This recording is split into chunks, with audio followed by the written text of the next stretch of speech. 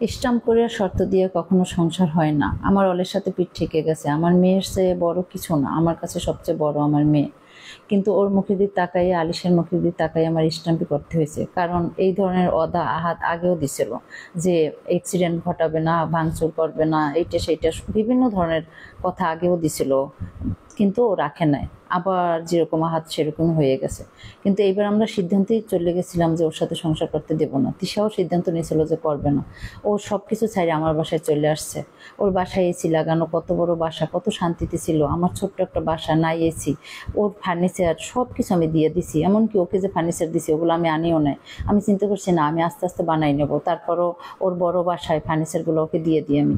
আর সবাই বলে সাদা ফার্নিচার মেয়ে জামাইয়ের কাছ থেকে আনছে। আমি যে ওকে দিছি সেটা কেউই বলবে না যে সেও তো কিনে দিছে। কিন্তু আমি এখন ওকে দিয়ে দিছি, এটাও কেউ বলবে না যে আন্টি তো ফার্নিচারগুলো দিয়ে দিছে, আবার যা দিছে তাও নেয় নেয়। যাই হোক, আমি দেব সেটাই ভালো, আমার নেওয়ার কোনো প্রয়োজন নেই। একটা মা সন্তানকে শুধু দেবে, সন্তানের কাছ থেকে নিতে গেলে লোভী। যাই হোক, আমি লোভী মা না হই।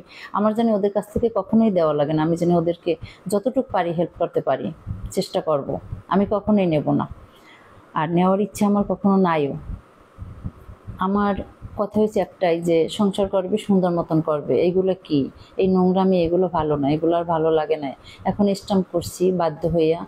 স্টাম্প করার পরে মনটা একটু ভালো লাগতেছে। এখন মনে করো ও স্টাম্পে কী কী লেখা আছে স্ক্রিনশট দিয়ে তোমাদের কাছে দেওয়া আছে, ভিডিওর ভিতরে তোমাদের কাছে দেওয়া আছে, তোমরা পড়ে নিও।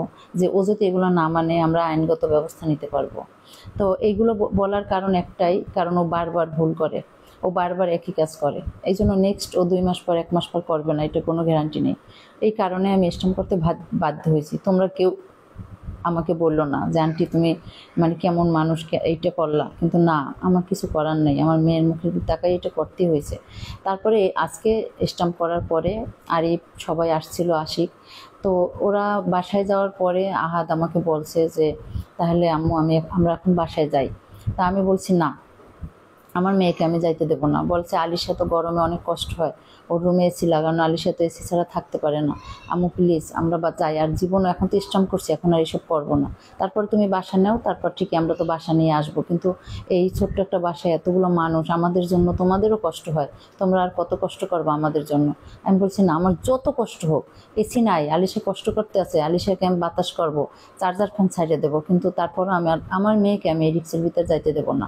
আমি বাসা নিয়ে তারপরে আমি একসাথে তোমাদের বাসায় যাবা, এই আমার কাছাকাছি, কিন্তু আমি ওইখানে আর যাইতে দিতে রাজি না। আমি ওই আমার মেয়েকে দিলে আমি একটা রাতও ঘুমাইতে পারবো না। কারণ আমি গতকালকে আমার মেয়েকে নিয়ে আসি, আরিফের বউ, এরা সবাই, মুমতাজ, আমি, এরা সবাই নিয়ে মাওয়া গেছে যে ওর মনটা একটু দেখি ভালো হয় কিনা। কিন্তু ওর মনটা কোনো আগের মতো হইতেছে না। ও এত কষ্ট পাইছে, এত কষ্ট পাইছে, ওর একটু হাসে না, একদম সবসময় গম্ভীর হয়ে থাকে। কিন্তু ও আমার বাসায় আসলে আম্মু আম্মু করতো, কত সুন্দর, মানে ছোট্ট বাচ্চাদের মতো।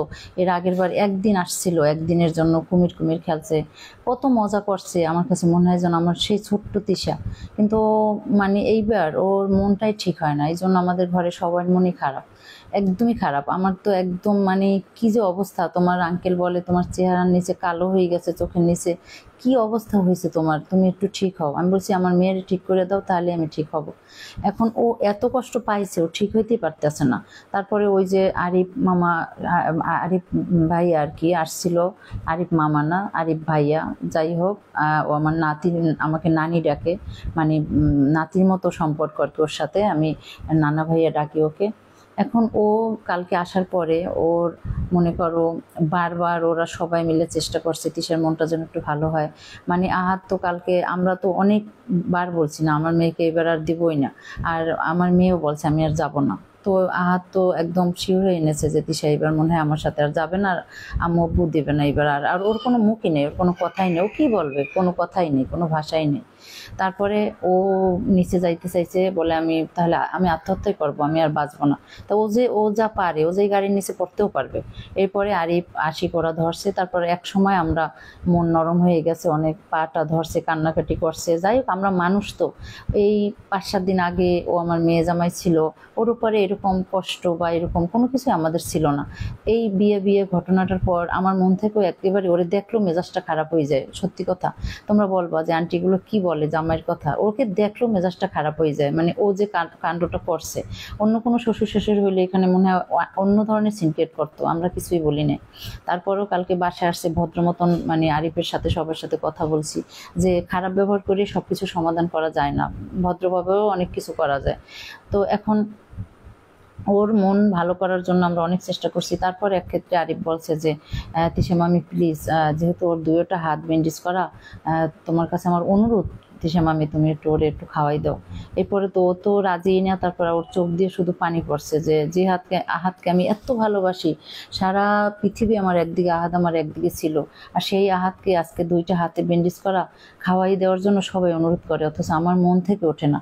তারপরে সব মানে ঘরের সবাই মমতাজ, আমি, আরিফ, আশিক সবাই বলছে, তারপরে ও খাওয়াই দিয়েছে ওকে। খাওয়াই দিয়েছে তাতে কি হয়েছে, কিন্তু ওর মন মানে ফ্রেশ হইতেছে না, একদমই মানে মন খারাপ, এখনো ও ঠিক হয় নাই, ওর মনটা এত খারাপ। যাই হোক, সবাই তোমরা ওর জন্য দোয়া করবা, সবাই তোমরা পাশে আছো, সবাই বলছো আন্টি তিশাপুর মনটা অনেক খারাপ, তুমি ওকে একটু বেশি বেশি ভালোবাসবা, বেশি বেশি সাপোর্ট দেবা, কারণ ও এত কষ্ট কখনোই পায় না। এই যে 3.5 বছর সংসার করছে, ওইখানে বসে তো অনেক কিছু হয়েছে, কিন্তু এত কষ্ট কোনো সময় পায় নাই। এইবারও এত কষ্ট পাইছে। আসলে কি, মানুষের মন তো, ও তো একটা রক্ত মাংস করা মানুষ, ও তো আর একটা কাঠের পুতুল না যে ও এত কিছু পরেও কষ্ট পাবে না। যা কিছু হয়েছে তাতে একটা মেয়ে হইয়া কষ্ট পাওয়াটাই স্বাভাবিক। একটা হাজবেন্ড যদি চোখের সামনে বিয়ে করতে চায়, মেহেদি পরায়, গায়ে হলুদ করে, কত কিছু, কত ভিডিও, কত ছবি, এগুলো আমার সামনে যখন আসছে, বিশ্বাস করো তোমরা, আমার এত কষ্ট হয়েছে, মনে হয়েছে কি যাইয়া আহাদের জুতো দিয়ে পিটাই। কিন্তু ওই যে মেয়ের মুখের দিকে তাকাইয়া একটা বার ও গেলে বলবে তোমরা আহাদের সাথে এরকম করতে পারো না, এটা সেইটা, ওর মুখের দিকে তাকাই আমরা কোনো কিছু বলি না। যখন ও আসে আমার জড়াই ধরে কান্দে দিয়েছে, তখন থেকে আমি ভাবছি যে না, আমার মেয়ে আর দেবো না। তোমাদের সাথে সবকিছুই শেয়ার করব, তোমরা দোয়া করবা। স্ট্যাম্প করছি, এখন সংসার করুক, আমি আমার মেয়েকে ওই বাসায় যাইতে দেব না। তাতে এসি থাকুক, যা থাকুক, কষ্ট করবে তাও ভালো, আমার চোখের সামনে থাকুক। তোমরা বলো আমার সিদ্ধান্তটা কি, এটা কি খারাপ না ভালো? আমি সাহস পাইতেছি না হাতের সাথে দেওয়ার জন্য ওই বাসায়। তো অনেক কিছু শেয়ার করছি, আবারও করবো আগামীকালকে। ভালো থাকো, আল্লাহ হাফেজ।